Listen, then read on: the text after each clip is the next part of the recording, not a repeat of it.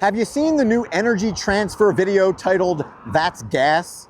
Well, if you haven't seen the video, then please stop watching or listening to this and immediately go to YouTube, search for energy transfer, "That's Gas," and watch ideally the 60-second video. There is a 30-second one as well, and enjoy. Watch it a couple different times and then come back to this episode of the Energy Detox. But that being said, if you're driving or not in a position to head over to YouTube, then I'll at least give you a quick synopsis of that video, which entails a man who pops up in front of people while they're performing everyday tasks and informs them that's gas. In other words, when people are buying clothes or are enjoying their backyard swimming pool or participating in any sort of sporting activity, he jumps out and says, that's gas. And what he means by that is not that's cool or that's radical or something like that, which is the initial implication. But what he means is that literally what they are doing is powered by natural gas. The things that they're using, well, they're made with natural gas. And again, that's the hook, that's the humor, if you will.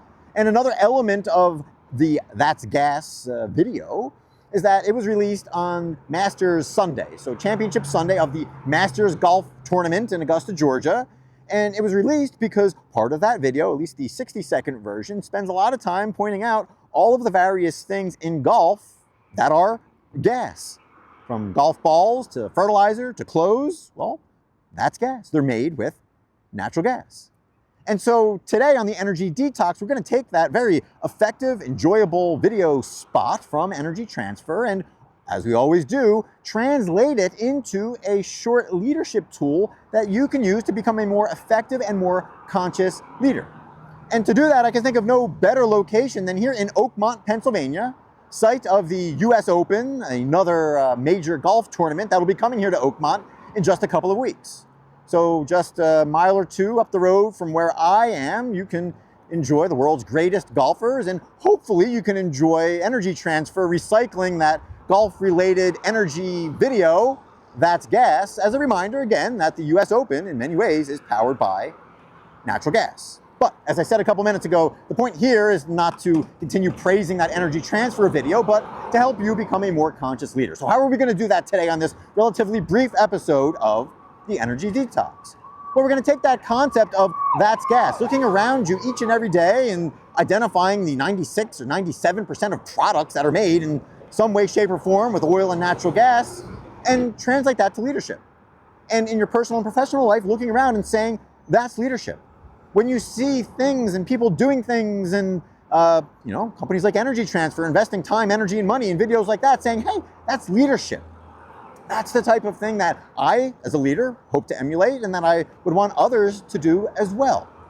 But as simple as this tool is, and again, I do encourage you to use it because, again, I can promise you that you will find more value opening your own two eyes and looking for opportunities to say, hey, that's leadership, than listening to leadership podcasts or reading leadership books or going to leadership seminars, taking those little bite-sized chunks. And speaking of bite-sized, I'm also in stone's throw of Oakmont Bakery here if you happen to be in the area for the US Open here in a couple weeks to stop by and enjoy a bite-sized treat there, or not so bite-sized treat, but I digress. How do you use this tool? Well, it's not just to identify those small moments of leadership, those small tools that you can replicate, but to also identify those times where that's leadership doesn't necessarily apply universally.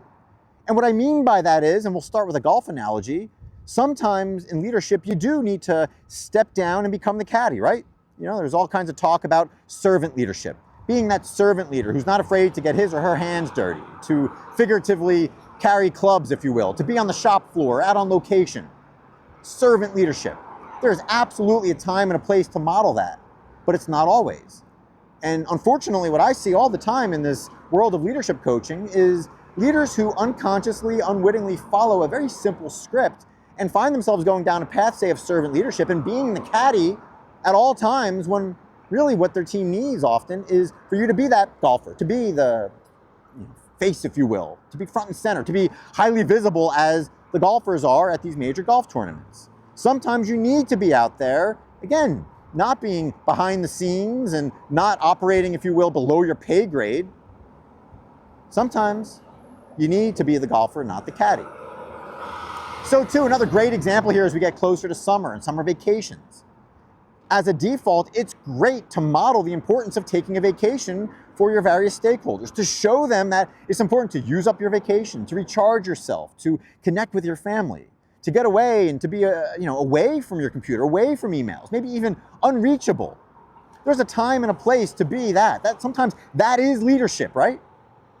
But sometimes leadership is not taking your vacation, moving your vacation because something is going on that's maybe more important, or taking one of those working vacations. Sometimes it's better for your family. Sometimes it's better for you as a leader. Sometimes it's better for your team to not model that, hey, I'm going to take a vacation and get away, but to say, hey, look, I'm going to consciously get away, but not 100%. Again, leadership is recognizing that there's no one-size-fits-all tool.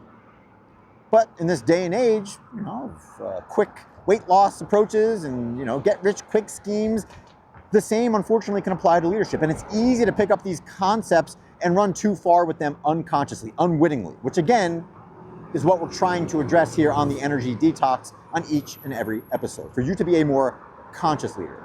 For you to be the leader that says, hey, look, by and large, when you see a leader sitting back and listening in a meeting instead of being the first one to talk, you might find yourself saying, hey, that's leadership. That's modeling how to be a good leader, to listen, to speak last and not speak first. But I would argue a more effective, more conscious leader is the leader who says, sometimes that's leadership, but sometimes you need to set the tone. Sometimes you need to speak first. Sometimes you need to say, hey, look, we're done talking and here's what I think. Here's what I see. Maybe that's not the default, but again, the most effective leaders that I work with are the ones who recognize that there is no one-size-fits-all leadership tool. And in essence, not ironically, that is leadership. Leadership is bringing the right tools for the job, the right clubs, if you will, for what's in front of you at that moment, and then executing.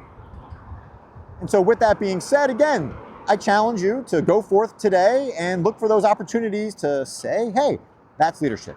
Big and small, personal life and professional life.